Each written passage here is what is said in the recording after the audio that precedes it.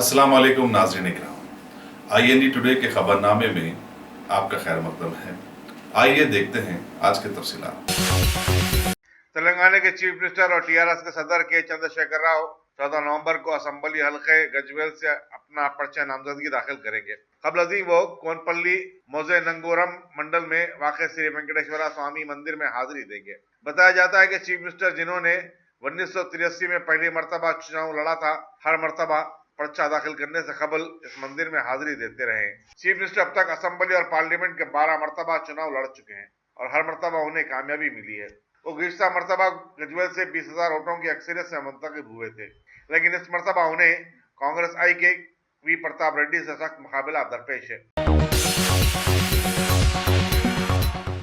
जाली डिग्रियों और दस्तावेजात के जरिए बैरूनी ममालिक अमेरिका, कनाडा, ऑस्ट्रेलिया और पोलैंड में आला तालीम के लिए रवाना करने का झांसा देकर नौजवानों से रकम बटोरने वाले 2 ट्रैवल एजेंसियों बेगमपेट की जस्ट वीजा कंसल्टिंग और संजीव रेड्डी नगर की riser organisation consultancy central zone की टास्क फोर्स ने छापे मारे और 5 अफराद को गिरफ्तार किया है। कमिश्नर पुलिस अंजनी कुमार ने आज एक प्रेस कॉन्फ्रेंस में बताया कि दोमुलगुड़े का रहने वाला जय श्रीकांत रेड्डी और बड़ी मस्जिद मल्लेपल्ली का Atiqur Rahman Indo European education foundation के नाम के तहत जस्ट वीजा कंसल्टेंसी कंपनी चलाया करते थे, जबकि शरद चंद्र प्रकाश राइजर ऑर्गेनाइजेशन कंसल्टेंसी चलाया करता था।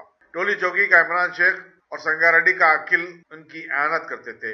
ये लोग बैरूनी यूनिवर्सिटियों में दाखिले के ख्वाहिशमंद नौजवानों को उस्मानिया, JNTU और दूसरी यूनिवर्सिटियों के फर्जी डिग्रियां और बैंक खातों के सर्टिफिकेट्स फराहम करने फीकस 50 से 60 हजार रुपए वसूल करते थे। पुलिस ने उनके पास से 680 फर्जी डिग्रियां, 32 पासपोर्ट्स और कई रबर स्टाम्प्स वगैरह जब्त किए।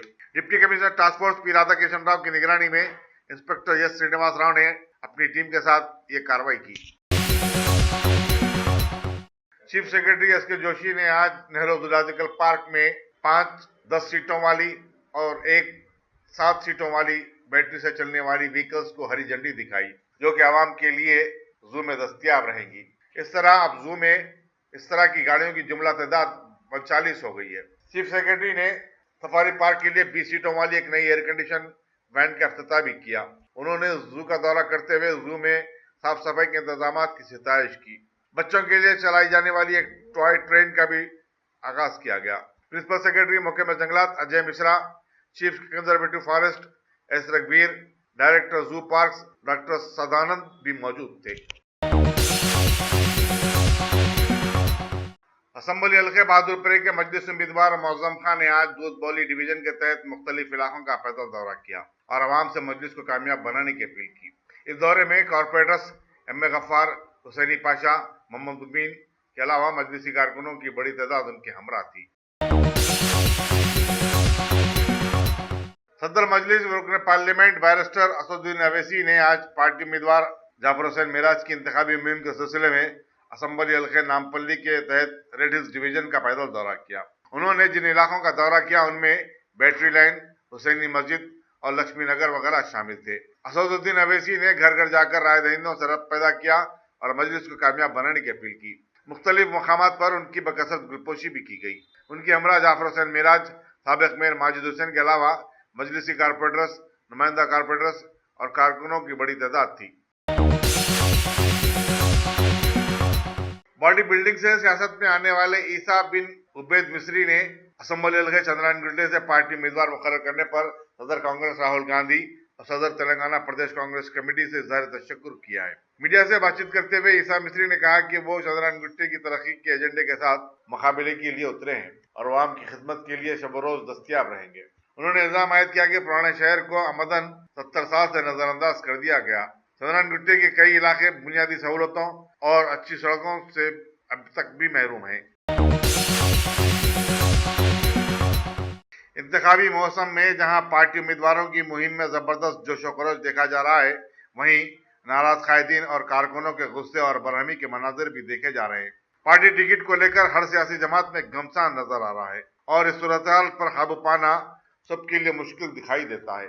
TRS, BJP और मजलिस में इतनी नाराजगी नहीं है, लेकिन प्रजा कुटुंब में शामिल जमातों कांग्रेस, तेलुगु देशम, तेलंगाना जन समिति और CPI में कोहराम मचा हुआ है। पार्टी दफ्तरों पर कारकुन अपने अपने हामियों को टिकट देने का मुतालबा करते हुए मुजाहरे, धरने दे रहे हैं। तो कहीं भूख हड़ताल मुनज़्ज़म की जा रही है। कांग्रेस के हेडक्वार्टर्स गांधी भवन पर हंगामे रुकने का नाम नहीं ले रहे हैं। अब टीजीएस के दफ्तर पर भी मुजाहरे शुरू हो चुके हैं। डिसिप्लिन की पाबंद जमात समझी जाने वाली सीपीआई के दफ्तर पर भी कारकुन अपने कायदीन की तायद में मुजाहरे करते हुए उनके साथ इंसाफ का मुतालबा कर रहे हैं।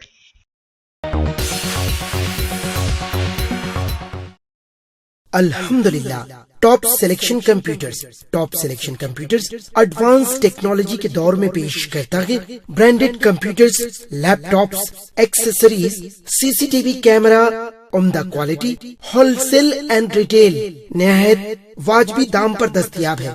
स्कूल, कॉलेज, कॉर्पोरेट ऑफिस वगैरह में बल्क क्वांटिटी में सप्लाई की जाती है। इसके साथ साथ हमारे यहाँ माहिर टेक्नीशियंस की निगरानी में रिपेयर्स की सहूलत भी मौजूद है। गुज़िश्ता 10 बरसों से मुल्क भर में अपनी इन तमाम खिदमात को जारी रखते हुए आपके एतबार को बरकरार रखने वाला नाम टॉप सिलेक्शन कंप्यूटर्स। जी हाँ, top selection computers, Vijayanagar colony beside Riyan hotel, Hyderabad. Proprietor Syed Rashid Ali Majid. Phone number 9849715954। Top selection computers.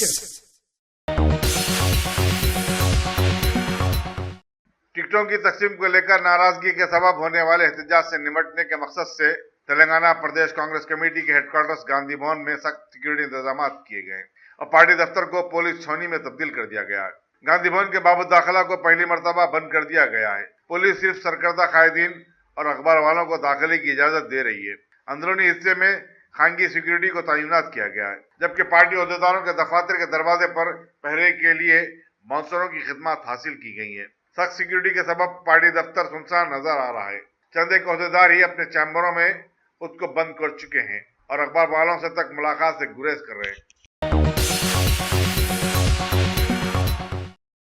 Goshamahal के कांग्रेसी उम्मीदवार और साबिक वजीर मुकेश गौड़ ने आज अपनी इंतखाबी मुहिम के दौरान मंगलहट, बल्दी डिवीजन के इलाके जात, धूलपेट, जुमेरात बाजार वगैरह का पैदल दौरा किया और घर घर जाकर राय दहिंदों से मुलाकात की। 2014 और 2009 में इस हल्के से मुंतखब होने वाले मुकेश गौड़ ने कहा कि गोशामहल की तरक्की के लिए कांग्रेस को मुंतखब करना बेहद जरूरी है। उनके दौरे में कांग्रेसी कायदीन और कारकुनों की बड़ी तादाद शरीक थी। मुकेश गौड़ की मुख्तलिफ मकामात पर गुलपोशी भी की गई। असम्बली हल्के मलकपेट के तेलुगु देशम उम्मीदवार मुजफ्फर अली खान ने पार्टी टिकट देने पर चीफ मिनिस्टर आंध्र प्रदेश चंद्रबाबू नायडू और प्रजा कुटुंबी में शामिल जमातों से इज़हार तशक्कुर किया है। उन्होंने कहा कि वो चंद्रबाबू नायडू की उम्मीदों और तवक्कुआत पर पूरा उतरने की कोशिश करेंगे।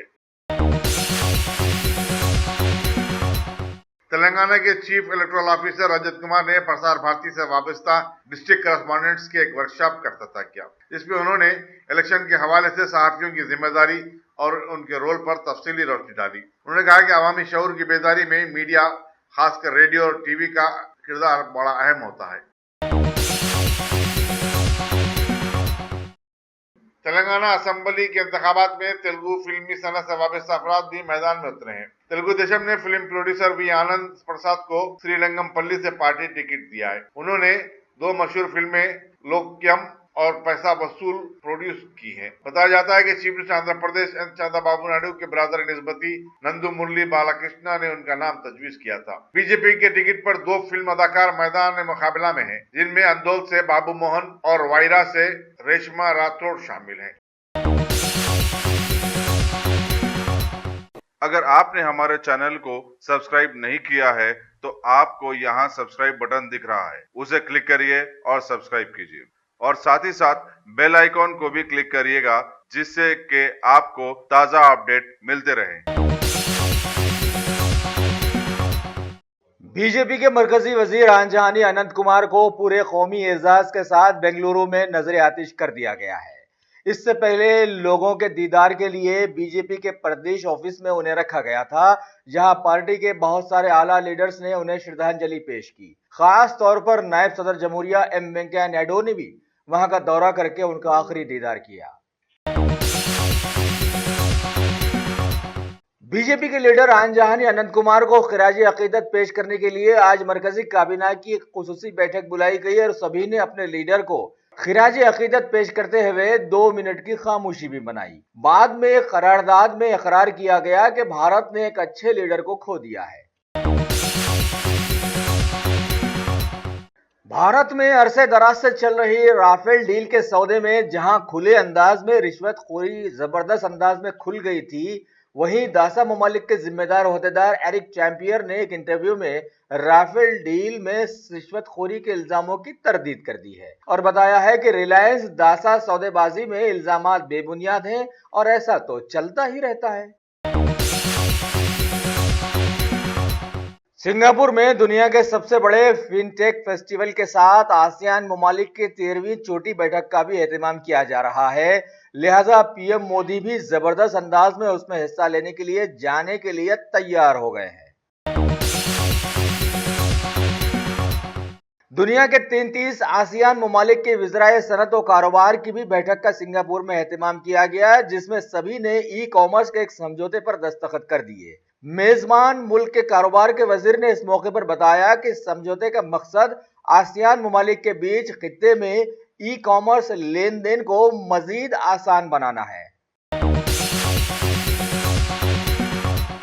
एक खतरनाक मंसूबे के तहत भारत की मुतनाज़ा बन जाने वाली रियासत उत्तर प्रदेश का सीएम बनाए जाने वाले योगी आदित्यनाथ की काबीना ने प्रयागराज और अयोध्या मंडल के नए नामों के बिल को पास कर दिया है। आज काबीना की खुसूसी बैठक में यह कार्रवाई अमल में लाई गई और भारत में इस तरह से नए अंदाज में विकास ला ही लिया गया। भारतीय बहरी अफवाज की 10वीं एनिवर्सरी पर कोची में आज एक सेमिनार का एहतमाम किया गया, जिसमें कई आला ऑफिसर्स ने शिरकत की और भारतीय समंदरी हुदूद की निगरानी के लिए इयादा भी किया। बताया गया है कि इस बैठक में 26 ममालिक हिस्सा ले रहे हैं और सभी अपने अपने मुल्क की सरहदों की निगरानी के लिए तबादले ख्याल भी किए हैं। दिल्ली हाई कोर्ट ने सीबीआई के खुसूसी डायरेक्टर राकेश अस्थाना को हालिया हुए रिश्वतखोरी के एक मामले में गिरफ्तारी का हुक्म दिया था और इस सिलसिले के मनोज प्रसाद की जमानत की अपील को भी अदालत ने ठुकरा दिया है और बताया है कि उन पर लगे इल्जामात संगीन हैं। नई दिल्ली के प्रगति मैदान में कल से 38वां इंटरनेशनल ट्रेड फेयर का आगाज होने जा रहा है, जिसकी तैयारियां अभी मुकम्मल हो चुकी हैं। ये 14 नवंबर से 27 नवंबर तक आवाम के लिए खुला रहेगा। बताया गया है कि इस मेले में करीब 28 ममालिक हिस्सा ले रहे हैं।